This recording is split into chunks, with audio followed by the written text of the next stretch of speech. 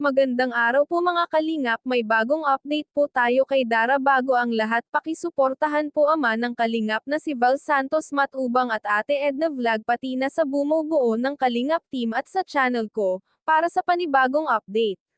Sa ngayon ay pag-uusapan natin ang kaganapan sa tambalang Dara at Raz na nagiging trending sa pagpapakilig sa social media. Maraming nakakapansin sa charming ni Raz, sino ba namang di mag-aakalang main love sa katulad nito, at nakaka-attract ang itsura.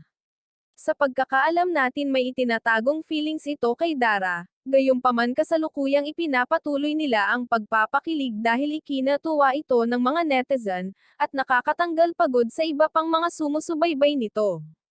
At di maiwasang mapansin ng karamihan ang kanilang kakaibang paglalambingan at kung paano pumasok sa isang relasyon na panghahawakan ito nilang dalawa mismo.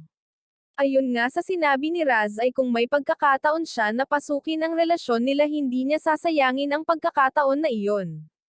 Subalit ginagawang biro lamang ito ni Raz at alam naman nitong si Dara.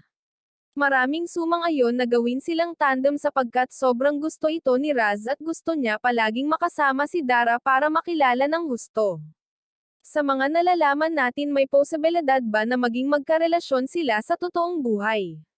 Kakaibang kinikilos ni Raz pagdating kay Dara, siguradong maraming mag-ingay sa social media at magbibigay ng iba't ibang opinyon tungkol dito.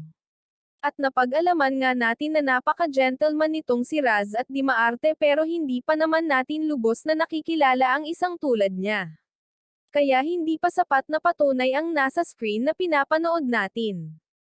Hindi mo akalaing sa isang tulad ni Dara ay nabigyan ito ng katandem sa di inaasahan kahit na si Dara nabigla sa mga pangyayari na magkakaroon siya ng ka-love team. Sa ngayon hindi muna nila siniseryoso ang mga bagay na ipinapakita nila sa vlog nila dahil wala pa sa hustong gulang ito. Maraming salamat po, pakisuportahan po Kalingap Rob channel at sa aking YouTube channel. Please like, share, subscribe and comment ng inyong mga opinyon. Thank you and God bless.